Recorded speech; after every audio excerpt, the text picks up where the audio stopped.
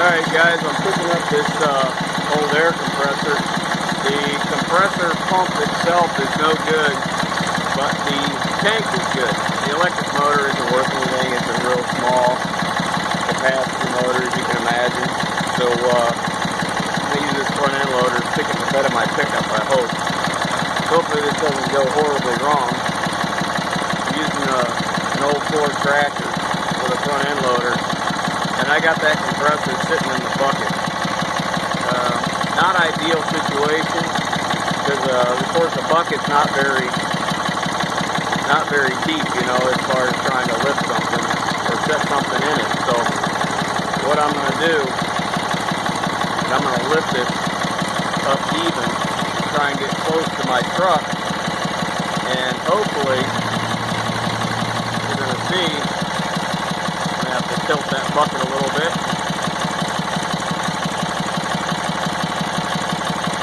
Oh, not that much. Maybe a little less. Good thing I strapped it on, huh?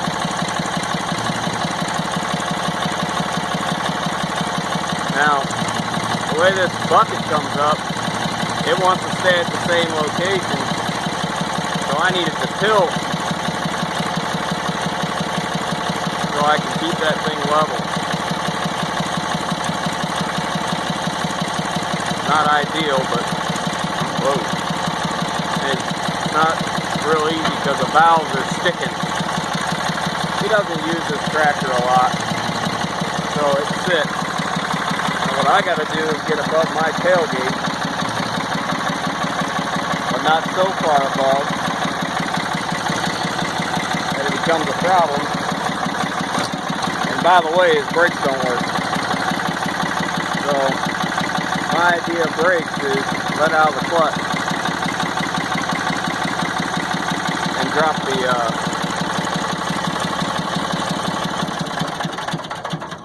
and then just drop the brush hog in the back. So we'll see how well this is going to work. Let's see how close we are here.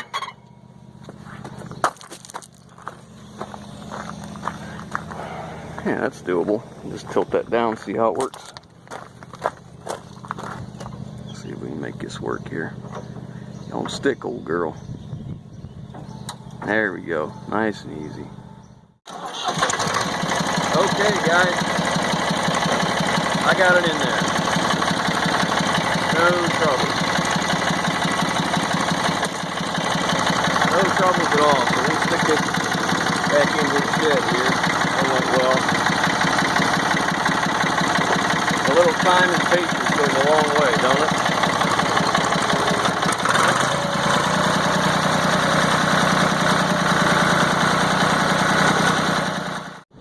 Hey guys, JC Smith here. I am on my way back from picking up some stuff. A buddy of mine recently bought a new air compressor because his old one, the pump went bad. It wasn't that old, it was 4 years old, and it was a Cobalt brand from Lowe's, and it had a 3-cylinder single-stage pump on it. I don't remember the horsepower of the motor, but it was kind of low. And the pump gave up the ghost. It blew apart internally, and you know, it's not worth fixing. So he bought a new one, replaced it. So I went and got this one from him. And I've been looking at compressors. I need to buy a new air compressor, but I don't like what I see out there, and I don't want to spend the kind of money to get one that's really, really nice and well made for what I'm going to use it for. I don't need to spend, you know, $5,000 to $6,000 for an air compressor. It's just not that important. Ours does work. It's just slow and tired. But I'd like to have something better. And he told me he was going to scrap this, and I said, well, let me buy it from you. And that way, at least I can have the tank, because the pump's no good, the electric motor's no good. So, but it is an 80-gallon tank. Now the problem is with that tank, and what I want to do is the tank is a vertical tank, and it's probably, I'm guessing, about 24 inches in diameter, which you can see it right there. So it's your typical Lowe's probably, I imagine it was the biggest one they had when he went there. That's usually what he does. He buys the biggest that somebody has. But anyways, what I want to do with it is I have a two-stage, two-cylinder. Actually, it's total 4 pistons, but it's a V-twin, I guess you'd call it. But it's a 2-stage air compressor, and it was on a tire truck that I had, and it was driven by a hydraulic motor. Now, it still has the flywheel on the front with the grooves for the V-belt, so I could remove the coupler on the front of that flywheel and remove the hydraulic motor, and then run set it up for running V-belts on an electric motor. The problem with that is that, or the obstacle we have to overcome, is that pump itself is almost as big as the whole mounting plate on the top of this tank. So there's not a whole lot of room. So I'm either going to have to, if you can see that, where that would be back there, I would have to either spread the mounting bracket out or lay the tank horizontally. I would prefer to cut the feet off the tank, lay it horizontal, make a new mounting plate, set my pump on there, and set the belt up.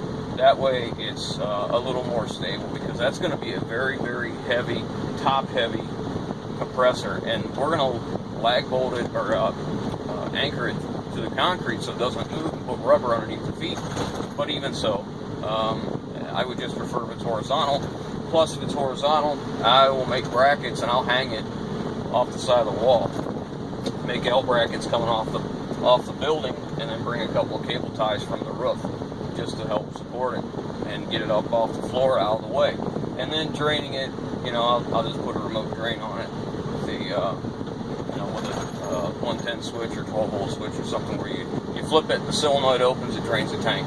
So really what I'd like to do is set it up on a contactor where every time you shut off the lights when you leave the shop, it drains the compressor.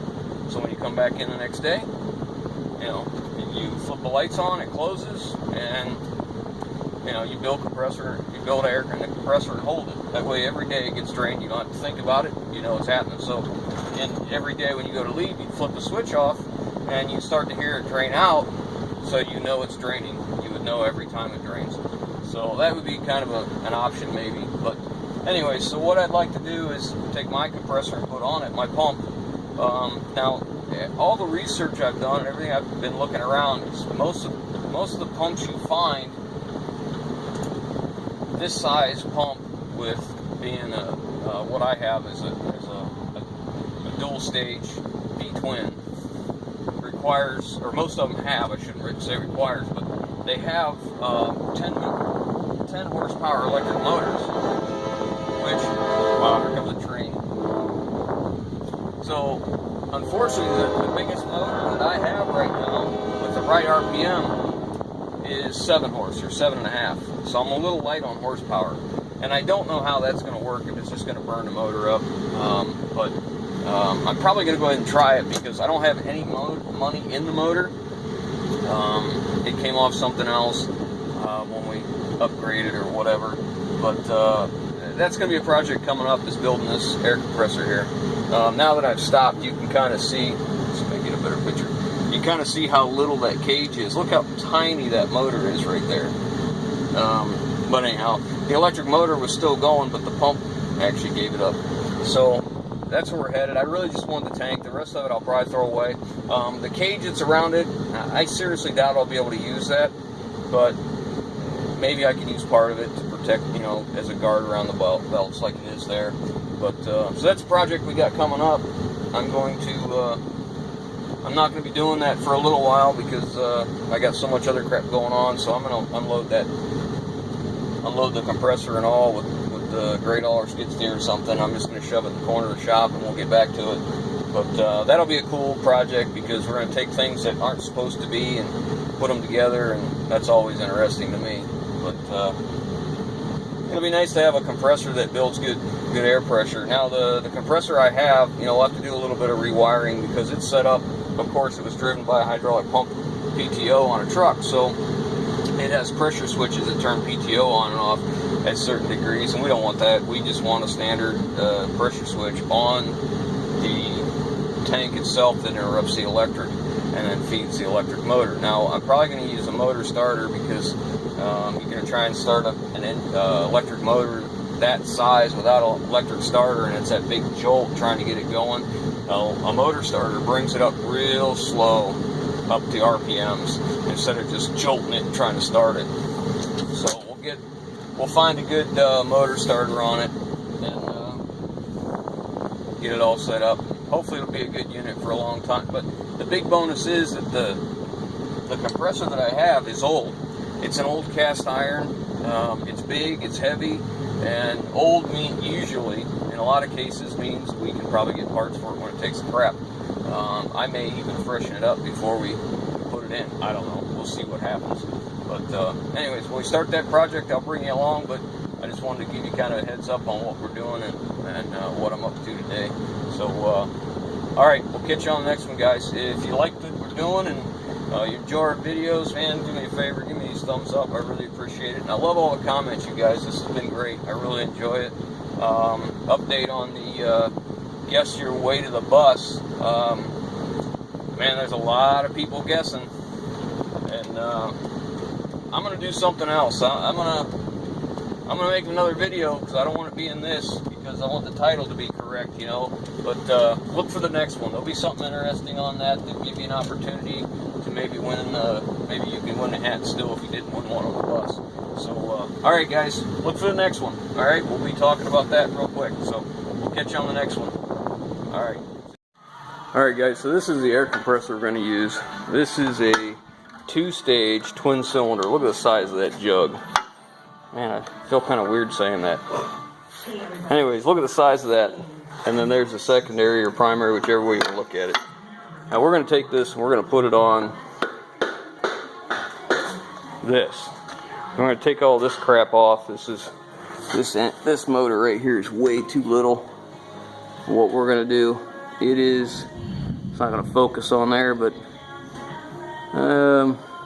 here's the horsepower. Amps is 8.6 to 17.5, and yeah, I can't read it in there. Guess my old eyes aren't as good as they once were. Counterclockwise rotation on this one.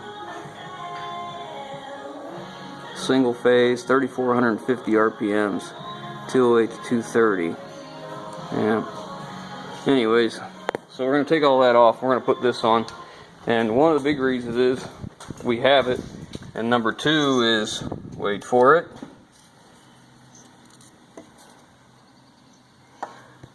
There you go.